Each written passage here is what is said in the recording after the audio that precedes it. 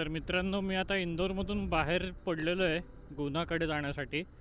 पण इंदोरमधून बाहेर पडता पडताच खूप जोरात पाऊस आला, म्हणून मी रेन लायनर वगैरे सगळं घातलं आणि थोडंसंच पुढे गेलो आणि पाऊस लगेच बंद झाला. बहुतेक हा प्रॉब्लेम सगळ्यांसोबतच होत असेल ना. जेव्हा आपण रेनकोट घालतो तेव्हा पाऊस थांबतो आणि जेव्हा आपण रेनकोट नाही घालत तेव्हा जोरात पाऊस सुरू होतो. हाच प्रकार माझ्यासोबत झाला. आणि त्यात त्या रस्त्याचं काम चालू आहे, मुंबई आग्रा हायवेचं. तिथून जो सर्व्हिस रोड त्यांनी ओपन केला आहे, अरे रे रे रे विचारू नका. म्हणजे ना, आता जे लडाखमध्ये ऑफरोडिंग करणार आहे ना, त्याच्यापेक्षा खराब रोड. एवढे जाड जाड दगडं त्या खड्ड्यांमध्ये टाकून ठेवले होते बुजवण्यासाठी. त्याच्यावरनं लिटरली टायर माझा जम्प करत होता, इकडनं तिकडे तिकडनं इकडे. कशी गाडी काढली माझं मलाच माहिती. ॲक्च्युली ते रेकॉर्ड नाही करता आलं, कारण की मी विचार करत होतो की जर का पाऊस आला तर मग कॅमेरा परत काढा, परत ठेवा, हे सगळं करायला लागेल. म्हणून मी ते रेकॉर्ड नाही केलं. पण असा सगळा तो प्रकार होता आणि बाहेर पडतानाच बराच वेळ लागला. घामाघूम झालो मी पूर्ण. एवढं ट्रॅफिक होतं तिथे, काय विचारू नका. वैताग आला होता त्या. कधी एकदा त्या ट्रॅफिकमधून बाहेर पडतोय असं झालं होतं. बरं, आता इकडनं गुन्हा आहे ऑलमोस्ट 250 किलोमीटर, 250 किलोमीटर. आणि तिकडे जाण्यासाठी आपल्याला लागणार आहेत 5 तास. म्हणजे रात्री जवळपास आपण पोचणार आहे 1 वाजता. 1 किंवा 2 वाजता पोचेल रात्री मी गुन्हाला. आणि गुन्हाला पोचल्यानंतर मी थोडा वेळ रेस्ट घेईल आणि रेस्ट घेऊन लगेचच आग्र्याला कूच करेल.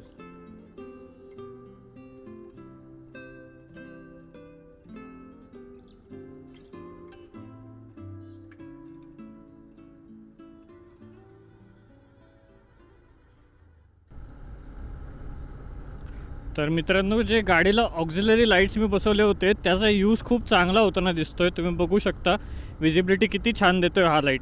ह्याच्यामध्ये 2 कलरचे ऑप्शन्स आहेत. एक आत्ता चालू आहे तो आपला येल्लो मोड आहे आणि दुसरा आहे white mode. Me white mode on करतो, तुम्ही बघू शकता, तुम्हाला लगेच विजिबल डिफरन्स कळेल. हा आहे व्हाईट मोड. तर ना, या ऑक्झिलरी लाईट्सचा खूप उपयोग आहे. मी प्रत्येकाला रेकमेंड करेल की जर का तुम्ही लाँग रूटला वगैरे जाणार असाल तर ऑक्झिलरी लाईट्स बसवूनच घ्या. ती गरज आहे. कारण की नाईट राईड्सला तर ऑप्शन आहेच, शिवाय ज्या वेळेला समोरच्या गाड्यांचा फोकस आपल्या डोळ्यांवरती खूप येतो ना, त्यावेळेला आपल्याला खूप त्रास होतो. म्हणजे मला तर खूप त्रास होतो. तर ती लाईट आहे ना, कॅन्सल आउट व्हायला पाहिजे. त्यासाठी ना एक चांगला पॉवरचा ऑक्झिलरी लाईट्स पाहिजे आपल्याकडे.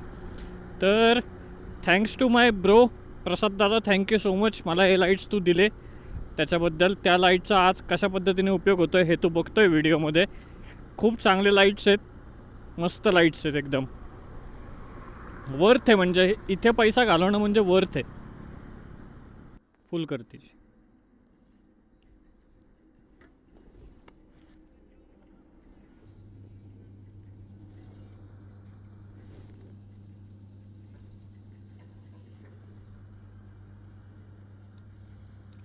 ₹106.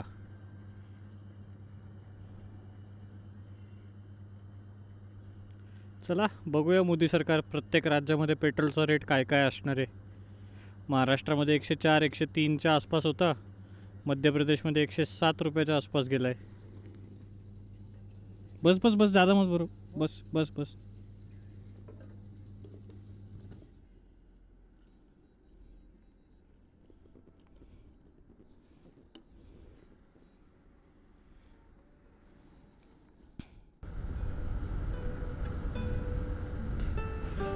तर मित्रांनो, एक 10 मिनटापूर्वी मी छोटासा ब्रेक घेतला होता. एका दुकानामध्ये थांबलो होतो मी चहा प्यायला.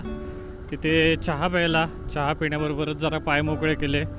जे शूज होते ते जरा काढून ठेवले आणि तिथे ना मस्त बाज होती. त्या बाजेवरती जरा पसरलं अंग माझं आणि जरा मोकळा झालो. त्याच्यानंतर चहा प्यायला आणि आणखीन एक काम करायचं होतं, ते म्हणजे हायड्रेशन बॅगमधलं पाणी संपलं होतं, तर ते सुद्धा पूर्ण फिल करून घेतलं. त्याच्यानंतर जे ऑक्झिलरी लाईट्स त्याच्यावरती जरा चिखल उडाला होता, तो सगळा धुतला. आता बघा लाईट्स कसे जरा चांगले मोठे पडत आहेत. गुन्हा अजून इकडनं 200 किलोमीटर आहे आणि साधारणपणे 3-1 तास लागतील आपल्याला जायला. अजून प्लॅन असा आहे की सगळ्यात पहिले मी गुन्हाला जाणार.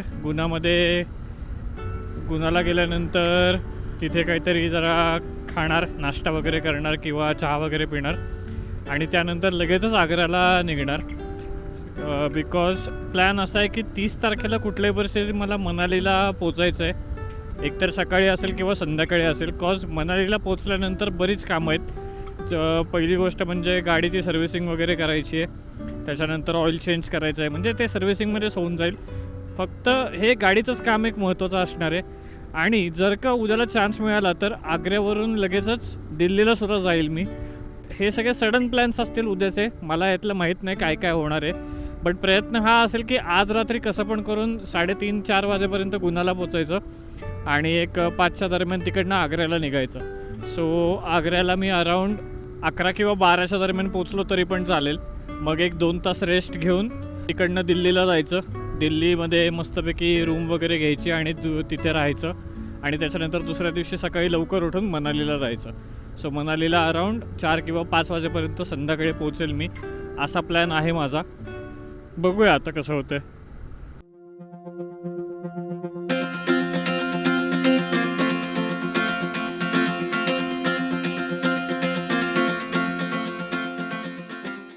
तर आत्ता वाजलेत सकाळचे 6 आणि मी गुन्हापासून साधारणपणे 80 ते 85 किलोमीटर लांब आहे.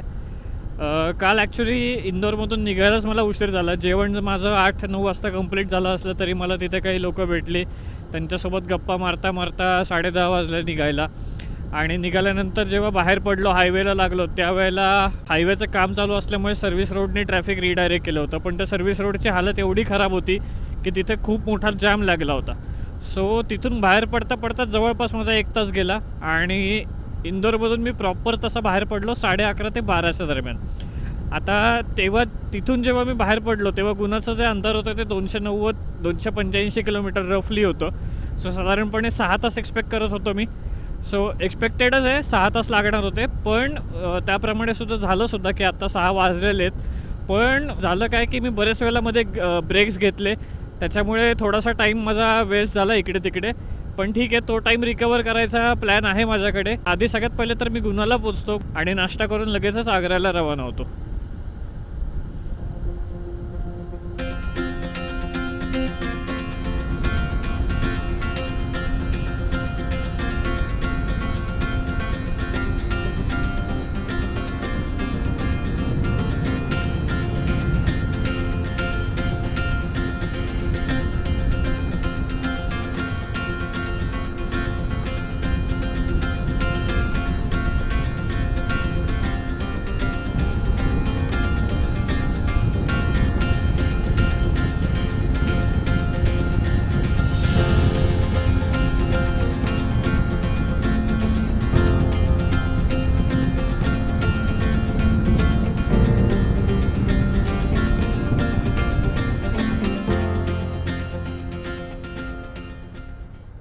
बापरे, अरे बापरे, अरे बापरे.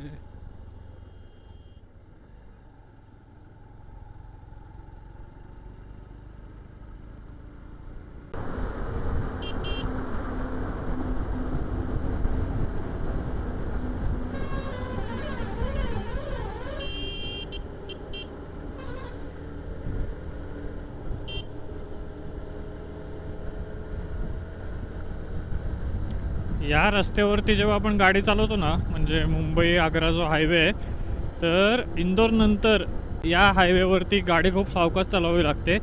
कारण की तुम्हाला या रस्त्यावरती एवढी जनावरं मरून पडलेली दिसतील, खास करून गाई म्हशी. या रस्त्यावरती गाई म्हशी कुठूनही कधी पण कशा पण आडव्या येतात. आत्ता तुम्ही बघितलं असेल, मी ओव्हरटेक करायचा प्रयत्न करत होतो आणि मला त्या गाई म्हशी दिसल्या नाहीत. असाच प्रकार होतो गाईज, आणि त्याच्यातच ॲक्सिडेंट होतात. सो नजर शार्प ठेवा आणि स्पीड तेवढाच ठेवा जेवढा तुम्हाला कंट्रोल होईल. उगाच 100-120 काही गरज नाही आहे. 60-70चा स्पीड इनफ आहे.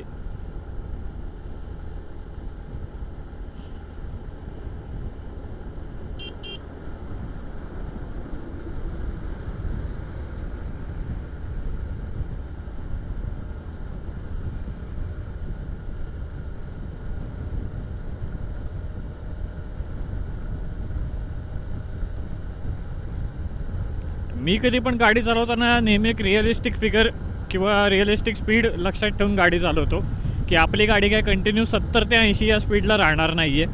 हां, फार रेअर सर्कमस्टन्सेस आहेत की रस्ता पूर्णच मोकळा आहे, जसं काल मला इंदोरला येताना मिळालं होतं.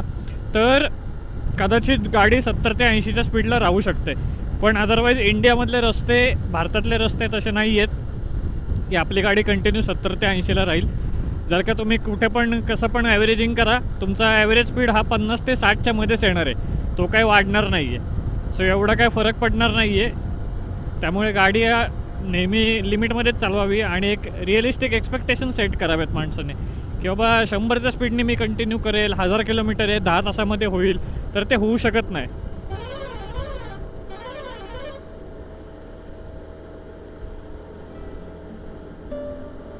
सो फायनली गुनाला पोचल्यानंतर मी सगळ्यात पहिले नाश्ता केला. नाश्त्याला मी खाल्ले पोहे आणि 1 कप चहा प्यायला. तिथेच थोडंसं फ्रेश वगैरे होऊन घेतलं, तोंड वगैरे धुतलं आणि जसं सांगितलं तसं लगेचच पुढचा प्रवास सुरू केला आग्र्याचा. तर आत्ता तुम्ही स्पीड बघू शकता गाडीचा, साधारणपणे 70 आहे, मगाशी हा 80 होता. आणि गुगल मॅप आपल्याला दाखवतो की आपण 6 तासामध्ये 327 किलोमीटर कव्हर करतो आहे. पण 70च्या स्पीडने 6 तासामध्ये म्हटलं तर 420 किलोमीटर होतात. सो जर का हा स्पीड मेंटेन राहिला तर कदाचित गुगल मॅप बीट होऊ शकतो. अदरवाईज गुगल मॅप बीट होणं इम्पॉसिबल असतं, कारण की त्याचं जे प्रेडिक्शन असतं ते पुढच्या ट्रॅफिक कंडिशन्स, याच्या रस्त्याच्या कंडिशन्स याच्यानुसार ते ॲक्युरेटच असतात most of the Times. But जर का हा स्पीड कॉन्स्टंट राहिला आणि रस्ते पण असेच कॉन्स्टंट राहिले तर कदाचित गुगल मॅप बीट होऊ शकतो. तर मला माहीत नाही काय होणार आहे, बघूया.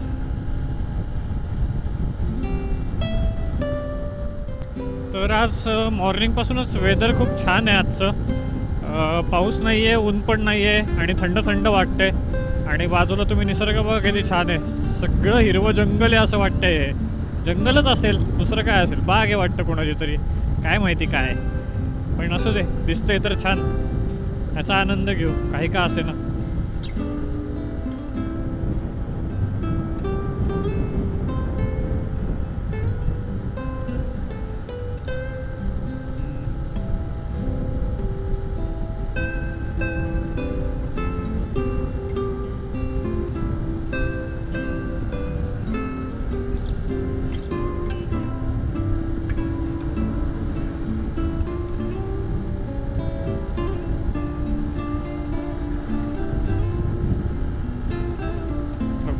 पेट्रोल पण भरायचं आहे. ठीक आहे, नेक्स्ट पंपावरती भरूया.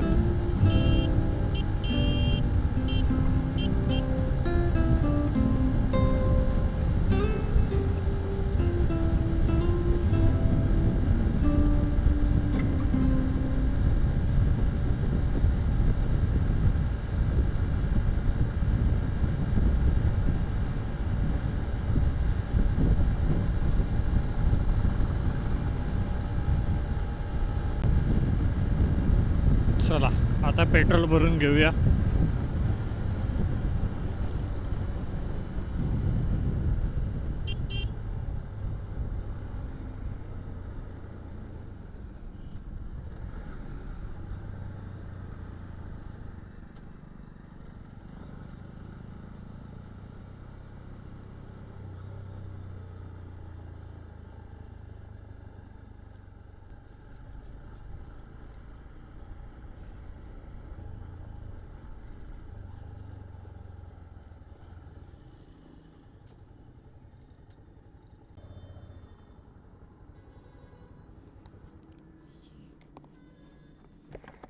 फुल कर दीजिए. ऑनलाइन है? नहीं है? अच्छा, कार्ड? कार्ड? अरे ठीक है, चलेगा. आगे है ना और पंप? ठीक आहे. कॅश काही काढलेले नाही आहे. कॅश मी मनालीला गेल्याशिवाय कॅश काढणार नाही आहे. आता जो सगळा माझा जो खर्च चालला आहे हा ऑनलाईनच चाललेला आहे. सो आत्ता काय मला कॅशची गरज नाही आहे तशी.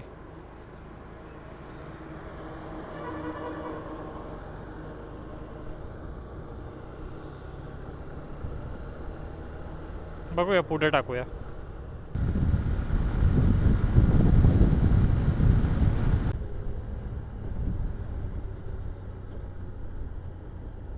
अरे अरे अरे अरे अरे अरे, बेकार. चांगलाच सांडलाय. वाह, काय व्ह्यू आहे, सगळा व्ह्यू ब्लॉक केला आहे ट्रकने माझा. आता बघा.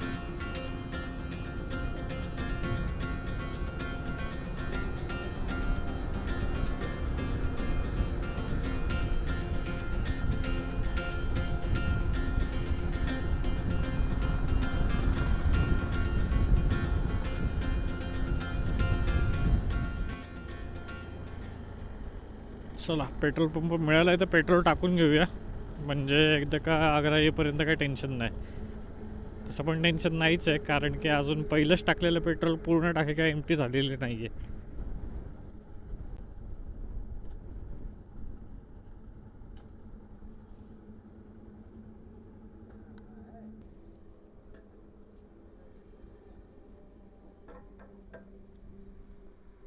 ऑनलाइन ले रहे हो ना?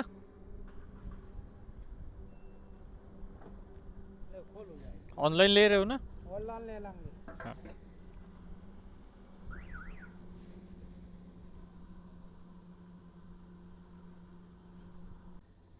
बस बस बस हो गया. आत्ता जरा ऊन पडलं होतं, गरम होतं थोडंसं, थोडं घाम यायला चालू झाला आहे आता. आणि मी आत्ता आहे शिवपुरीपासून फक्त 36 किलोमीटर लांब. शिवपुरीनंतर येणारे ग्वालियर आणि ग्वालियरनंतर येणारे आग्रा. पण हा टोटल डिस्टन्स आहे 270 किलोमीटरचे अप्रॉक्सिमेटली. सो मला पोचायला आता वाजतील कदाचित 3 किंवा 2 डिपेंडिंग ऑन स्पीड आणि ट्रॅफिक. मला तर असं वाटतं की दुपारी 2 किंवा 3च्या दरम्यान पोचलो तर ते माझ्यासाठी बरोबर राहील, कारण मग जेवण करून मग मी पुढचा प्रवास प्लॅन करू शकतो की मला रूपनगरपर्यंत जायचं आहे की मी रूपनगरच्या अलीकडेच कुठेतरी रूम घेऊन राहू शकतो. सो हे मला डिसाईड करायचं आहे. सो अकॉर्डिंग टू दॅट बघूया आता. म्हणजे आता सगळं डिपेंड करतं की मी आग्राला किती वाजता पोचतो आहे त्याच्यावरती.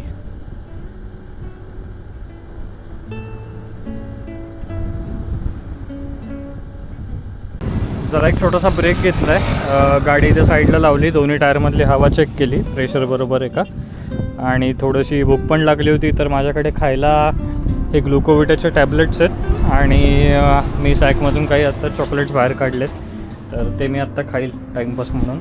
आणि 5 मिनटं बसून मग परत निघेल आग्राकडे.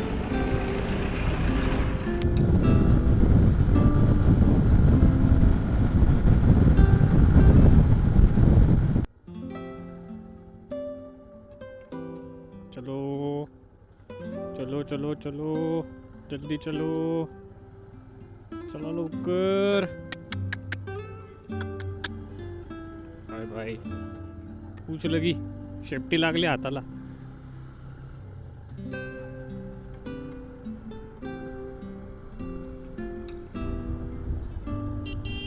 मी आत्ता आलोय शिवपुरी येथे. तर शिवपुरीचा आतला रस्ता आहे हा, आणि शिवपुरीनंतर येणार ग्वालियर आणि ग्वालियरनंतर येणार आग्रा. अजून मला साधारणपणे 3-1 तास लागतील पोचायला. आणि आत्ता वाजलेत किती, 10:30. मी 8 वाजता माझ्या मते 8-8:30च्या दरम्यान इथे होतो गुना येथे. तर 2 तासामध्ये मी चांगला डिस्टन्स कवर केला. ऑलमोस्ट 140 किलोमीटर्स कवर झाले 2 तासामध्ये. So it's good distance.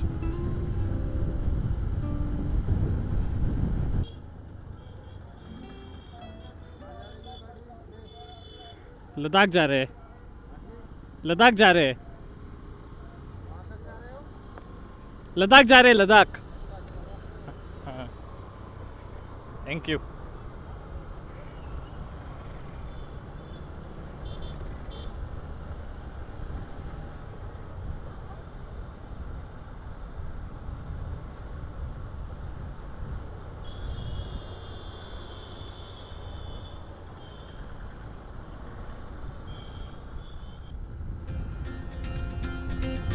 ऊन एवढं वाढलंय ना की गरमी खूप जास्ती लागायला लागली. आता असं वाटतं की जॅकेटची चेन उघडावी, पण असं वाटतं की पुढे गेल्यानंतर ही गरमी कमी पडेल, कारण दोन्ही बाजूनी झाडं पण येतील ना.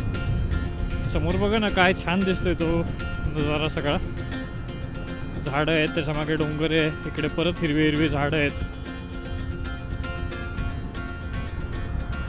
मस्त व्ह्यू दिसतो एकदम.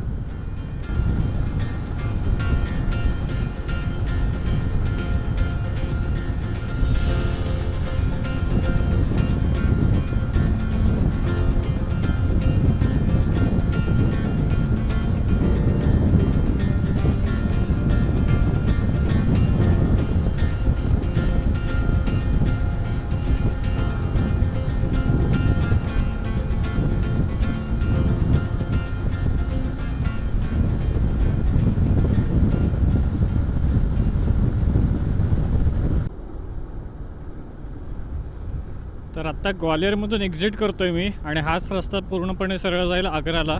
इथून आग्रा आहे अराऊंड 100-1 किलोमीटर आहे. तर सध्या मी आहे कन्याकुमारी श्रीनगर मार्गावरती. आणि जसं आपण पहिल्या व्हिडिओमध्ये जेव्हा चिंचवडवरतून मी इंदोरला आलो तेव्हा आपण मध्य प्रदेशची बॉर्डर क्रॉस केली होती, तशी आता मी मध्य प्रदेशची बॉर्डर क्रॉस करून राजस्थानच्या बॉर्डरमध्ये एंटर करतो आहे.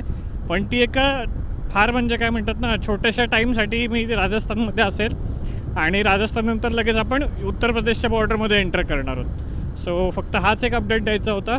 सो अशा पद्धतीने आपल्या आता 3 स्टेट्स कवर झालेत, मध्य प्रदेश, राजस्थान, उत्तर प्रदेश. आणि बाकीच्या स्टेट्स मी तुम्हाला जसं मी प्रवास पुढे करेल तसं सांगत जाईल.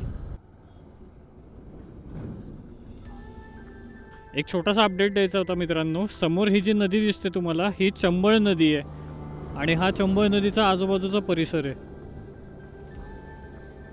आणि तिथे काहीतरी वेगळंच ढगांचं कॉम्बिनेशन होतं आहे, ते समजत नाही आहे नक्की काय होतं आहे. असं कशामुळे मी तर पहिल्यांदाच पाहतो आहे असं काहीतरी.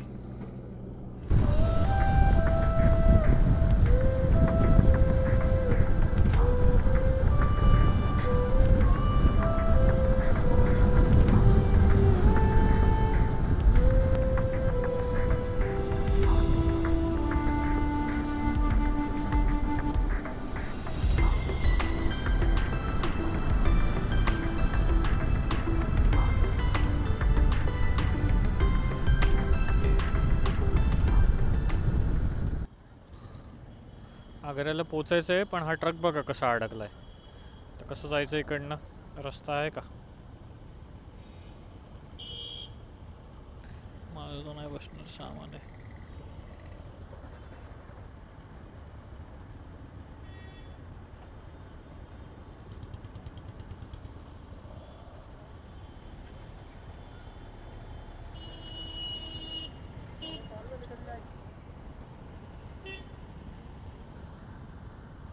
नहीं जाएगा, नहीं जाएगा.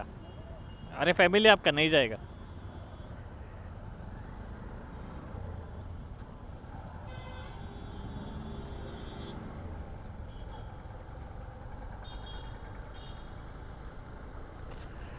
त्याचा आयला रस्ता परत अख्खा गोल फिरून यायचा.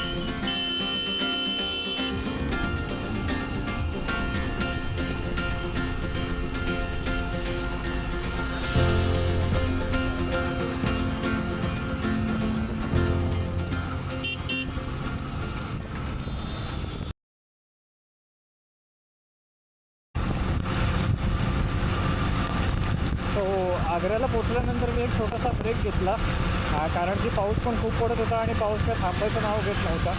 तो एक ब्रेक घेतला, तिथे चहा वगैरे घेतला आणि त्याच्यानंतर मी डिसाईड केलं की आधी आपण पहिले न्यू दिल्लीला जाऊया.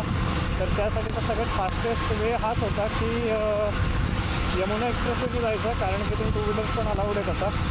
तो भारतातला हा पहिलाच एक्सप्रेस वे असेल जिथे 2 व्हीलरला सुद्धा टोल द्यावा लागतो. तो बघूया, बहुतेक मला टोल द्यावा लागणार आहे आता.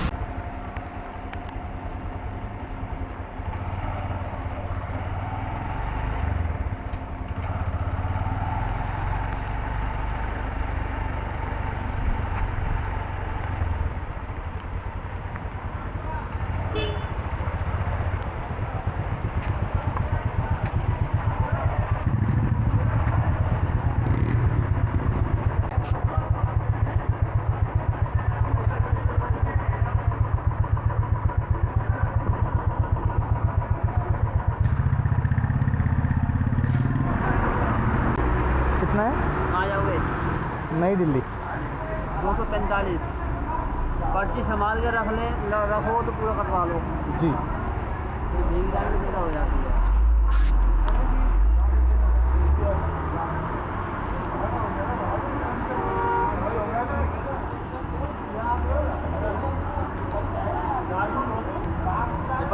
दिखाना है आपको।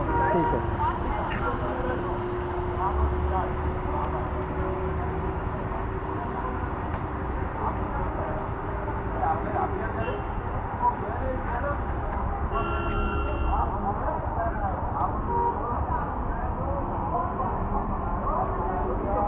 इधर रुक सकते हैं ना साइड में?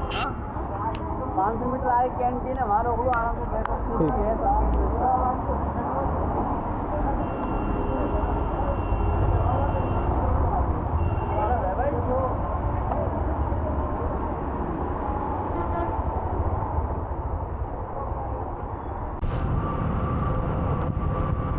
हा एक्सप्रेसवे जो आहे ना हा खूप बोरिंग आहे. म्हणजे त्याच्यावरती काही नाहीच आहे, नुसतं सरळ सरळ सरळ सरळ गाडी चालवत राहायचं आहे, एवढंच काम करायचं आहे एक्सप्रेसवेवरती. ज्या वेळेला आपलं स्टेशन येईल त्यावेळेला एक्झिट टाकायचा, पावसा दाखवायचं आणि बाहेर पडायचं. हेच आहे एक्सप्रेसवेचं काम. फक्त याने एक प्रॉब्लेम चांगला सॉल्व होतो की जर का मी दिल्लीला जुन्या रूटने गेलो असतो तर मला कदाचित जास्त वेळ लागला असता, पण आता मला फक्त 2 तास आणि 45 मिनटं म्हणजे अप्रॉक्सिमेटली 3 तासच लागणार आहे दिल्लीला जाण्यासाठी.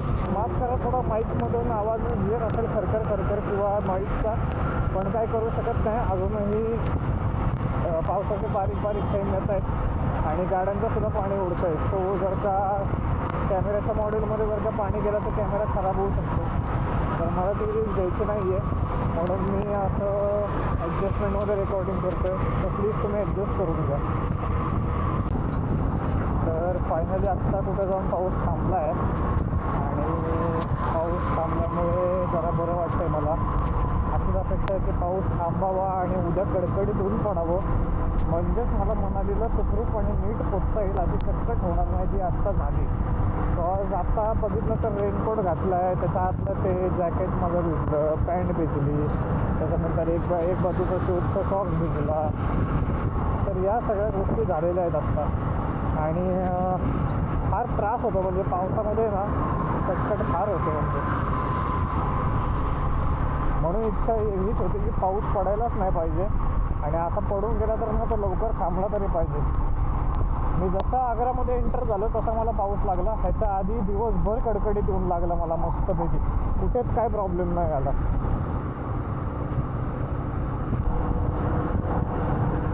या हायवेची एक चांगली गोष्ट अशी आहे की ना सेफ्टी खूप आहे या हायवेला. म्हणजे प्रत्येक लेनला मार्किंग केलेलं आहे. मगाशी जर का तुम्ही बघितलं असेल तर मी ज्या लेनमधून आत्ता गाडी चालवते ती 2 व्हीलरची लेन आहे, तिथून फक्त 2 व्हीलरच चालतात. जर का तुम्ही नवीन यमुना एक्सप्रेसवेवरती आला असाल तर पहिल्यांदा तुम्हाला असं वाटतं की काय एक्सप्रेसवेवरती काहीच नाही आहे, पेट्रोल पंप नाही आहे, खायचं काही गोष्टी नाही आहे, थांबायला कुठे चान्स नाही आहे. पण असं नाही आहे. जर का तुम्ही सगळे साईनबोर्ड्स नीट बघत आलात तर तुम्हाला दिसतील की त्यांनी सगळ्या प्रकारची व्यवस्था करून ठेवली आहे. जसं की मी आत्ता एका साईनबोर्ड बघितला आणि मी खाली उतरलो तर तिकडे मला फूड कोर्ट, पेट्रोल पंप हे सगळ्या गोष्टी बघायला मिळाल्या. मी तुम्हाला दाखवतो रोटेट करून. सो इकडे तुम्ही बघू शकता की हा इंडियन ऑइलचा पेट्रोल पंप आहे. इंडियन ऑइलचा पेट्रोल पंपमध्ये इथे तुम्हाला CNGचा पण ऑप्शन आहे, CNG पण मिळतो इथे. त्याच्यानंतर हे एक इथे छोटंसं कॅन्टीन टाईप आहे. इथे चहा समोसा हे सगळ्या गोष्टी मिळतात आणि ह्याच्या मागे एक्झॅक्ट फूड कोर्ट आहे. तर मी ते पण दाखवतो तुम्हाला. हा फूड कोर्ट आहे इकडे. इकडे बरेच ऑप्शन्स तुम्हाला मिळू शकतात. टॉयलेटसुद्धा आहेत व्यवस्थित स्वच्छ असे. मी तर फक्त सध्या आत्ता चहा आणि बिस्किट घेतलेलं आहे, तर तेच मी आत्ता एन्जॉय करतो. बाकी तुम्ही हालत बघू शकता, ही सगळी अशी हालत झालेली आहे. आणि जे काही पहिले व्हिडिओज मी रेकॉर्ड केले होते त्यामध्ये आवाज बहुतेक क्लिअर आला नसेल, कारण की मी कॅमेऱ्याचं कवर लावून टाकलं आहे आणि जेणेकरून कॅमेरा प्रोटेक्ट राहील. मी पावसात भिजणं सध्या अफोर्ड नाही करू शकत कॅमेऱ्याला, कारण की नवीनच आहे, खराब होईल लगेच तो पावसात भिजला तर, म्हणून. आणि लगेचसुद्धा बऱ्यापैकी व्यवस्थित कवर्ड आहे, पॅक आहे, काही तसं मेजर असं काही भिजलेलं नाही आहे. ठीक आहे. म्हणजे आता रात्री गेल्यानंतर दिल्लीमध्ये मी पोचल्यानंतर रूम बुक करेल आणि तिथे राहील आणि उद्या सकाळी 4 वाजता मनालीला निघायचा प्लॅन आहे. तर बघूया कशा गोष्टी होतात. चहा आणि बिस्किट एन्जॉय करायचे ते मी करतो एन्जॉय आणि तुम्ही व्हिडिओ एन्जॉय करा. नमस्कार मित्रांनो. तर आत्ता वाजलेत रात्रीचे 10:30 आणि मी पोचलो आहे दिल्लीमध्ये. म्हणजे प्रॉपर दिल्लीमध्ये नाही, थोडंसं नोएडा साईडला आहे. तर काल रात्री आग्र्यावरतून जेव्हा मी निघालो म्हणजे संध्याकाळी 4 किंवा 5च्या दरम्यान खूप जोरात पाऊस चालू झाला, त्याच्यामुळे रेकॉर्डिंग काही फारसं करता आलं नाही. वाटेत जिथे कुठे मी थांबलो, जिथे कुठे मला चान्स मिळाला त्याचा मी रेकॉर्डिंग करायचा प्रयत्न केला आहे. त्याच्यानंतर आता इथून उद्याचा प्लॅन काय असेल, सगळ्यात पहिले तर आत्ता मी इथे आराम करणार आहे, फ्रेश होणार आहे आणि फ्रेश झाल्यानंतर उद्या सकाळी 5 किंवा 6 वाजता आपण मनालीला निघणार आहोत डायरेक्टली. सो उद्याचा दिवस ॲक्च्युली उद्यापासून आपली खरी राईड स्टार्ट होणार आहे. बिकॉज आत्तापर्यंत काय होतं, आपण सरळ रस्त्यांवरती गाडी चालवत होतो आणि एकदम मनालीपासून म्हणजे दिल्लीपासून आपण जेव्हा मनालीला जाणार त्यावेळेला संपूर्ण डोंगरांचा प्रदेश आता चालू होणार आहे. सो उद्यासाठी खूप एक्साइटमेंट आहे. तर तुम्ही पण व्हिडिओ पूर्ण बघा आणि जर का आधीची माझी सिरीज बघितली नसेल तर प्लीज पहिले जुने व्हिडिओज जाऊन बघा. त्याच्यामध्ये मी प्रिपरेशनपासून कुठला रूट सिलेक्ट करणार आहे, कुठलं सामान कॅरी करणार आहे, या सगळ्या गोष्टी सांगितलेल्या आहेत. सो प्लीज जर का आवडलं तर चॅनलला सबस्क्राईब करा, लाईक करा आणि शेअर करा. सो तुम्ही बघत आहात निसर्ग मोटो, वाऱ्याच्या तालावर वेगाच असाच.